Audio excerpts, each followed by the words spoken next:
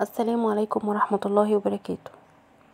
قبل ما نبدأ الفيديو ياريت نصلي على سيدنا محمد. اللهم صل وسلم وبارك على سيدنا محمد عليه أفضل الصلاة والسلام. هنعمل النهاردة مع بعض سمك السردين والبسارية وسلطة وطماطم مخللة ورز، طبعا الرز اللي احنا كلنا عارفينه وبنعمله على طول. البسارية طبعا دي اوانها اللي هو في الشتا ده، فمش بتطلع يعني على طول، يعني بتظهر فترة كده وبعد كده بتختفي. هي اكلها حلو وطعمها حلو، وبالذات لو عامله جنبيها سلطه كده او طماطم مخلله. معلش اتاخرت عليكم في الفيديوهات لاني كنت تعبانه شويه والحمد لله على كل شيء. طبعا البسارية زي ما انتوا شايفينها كده، هقول لكم ازاي انا لزقتها كده ببعض وعملتها زي الكف، يعني كل 5 عملتهم مع بعض. وعملت الطماطم مخلله بطريقه سهله جدا، والسردين طبعا زي السمك العادي بالظبط. هنشوف دلوقتي الطريقه بالخطوات واحده واحده. ويا رب الفيديو يعجبكم، ولو الفيديو عجبكم ما تنسوش تحطوا لايك واشتراك وتفعلوا زر الجرس علشان يوصل لكم مني كل جديد انا بعمله. وبشكر كل اللي سأل عليا، لاني بقالي فترة كبيرة جدا غايبة عن اليوتيوب. بس في فيديو منزلاه من 8 ايام كده كان موجود عندي يعني.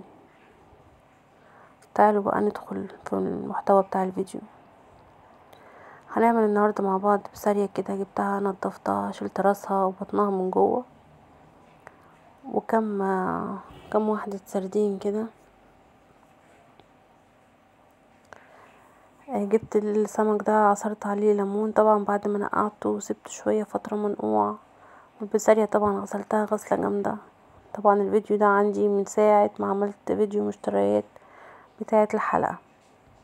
عندي فيديوهات بس للأسف مش قادرة ان انا منتج وانزلها، فغصب عني معلش سامحوني. ياريت تدعولي كده دعوة من قلبكم تكون حلوة ليا. طبعا الدقة عبارة عن فلفل وثوم وكمون وملح وشطة زي ما انتوا شايفين كده. واهم حاجة في التتبيلة بتاعة الاسماك الليمون. لو وصلتي معايا للجزئية دي ما تنسيش تحطي اللايك والاشتراك وتفعلي زر الجرس عشان يوصلك كل جديد انا بعمله. طبعا البسارية دي اهم حاجة نظافتها، عشان تاكلي حاجة تبقى طعمها حلو مش زفرة ولا حاجة.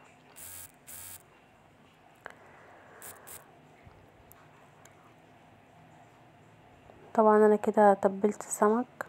معلش سامحوني، انا مشغله التليفون بايد وايدي التانية شغاله بيها، فمعلش لو الصورة مش واضحة قوي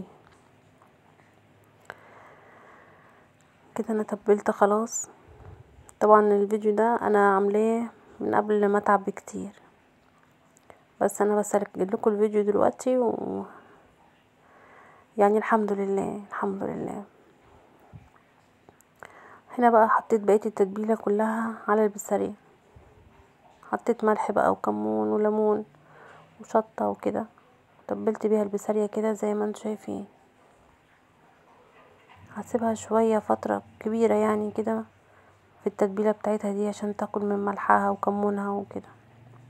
وعملت الطماطم المخللة بنفس دقة السمك، بس كنت فاصلة دقة السمك عن دقة الطماطم عشان الطماطم تبقى دقتها نظيفة. قطعت الطماطم كده زي ما انتوا شايفين وحطيت عليها الدقة. جبت الطماطم كده اي كمية انت عايزاها بتعمليها. جبتها وقطعتها كده شرايح شرايح، ورحت جايبه كنت انا فاصله معلقتين كده من دقة السمك اللي هي كمون وملح وثوم وفلفل وليمون وحبة كزبرة صغيرين. ورحت متبله بيها كده الطماطم واحده واحده كده. قطعت طماطمية صغيره في الدقة وقمت حطاها كده على الطماطم. ما تنسوش تحطوا اللايك والاشتراك وتفعلوا زر الجرس. وبكده اكون خلصت الطماطم المخلله اللي انا هاكلها مع السمك او كلتها مع السمك يعني. يعني الفيديو ده انا بعمله لكم من اسبوعين بعد ما عملته. جبت حله كده، حطيت فيها البسارية وحطيت فيها الدقيق، بدرت كده البسارية كويس جدا بالدقيق. حابه تعملي كده اعملي، حابه تحطي مثلا كل 10 كل 5 في الدقيق وتتبلي براحتك. ولزقت كل 5 من ديلهم كده في بعض لحد ما عملوا زي الكف. جبت صينيه كبيره كده، حطيت فيها شويه زيت، وبعدها نزلت بيها بواحده عشان اشوف الزيت سخن ولا لا، وابتديت ان انا ارص البسارية واحده واحده.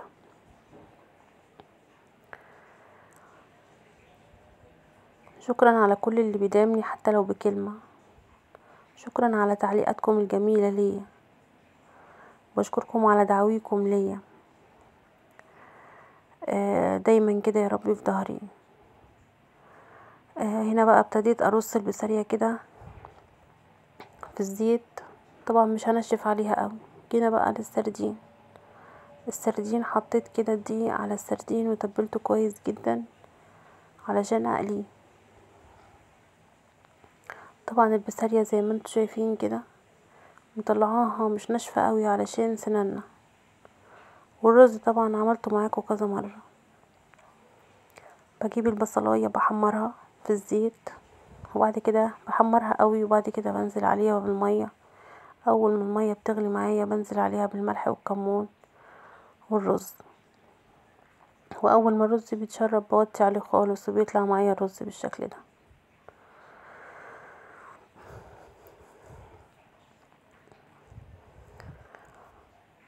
وبكده اكون خلصت الفيديو بتاعي النهاردة، ويا رب اكون ضيفة خفيفة عليكم.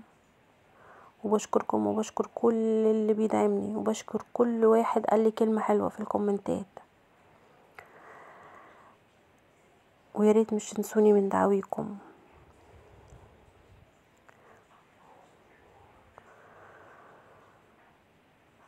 معلش طولت عليكم في الفيديو، وبكده اكون خلصت الفيديو بتاعي.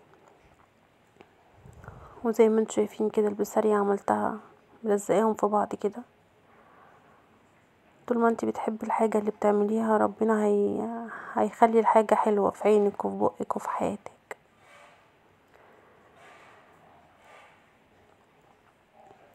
وطبعا سلطة للي عايز ياكل سلطة، وطماطم مخللة للي عايز ياكل طماطم مخللة. وبكده اكون الفيديو بتاعي كده خلص.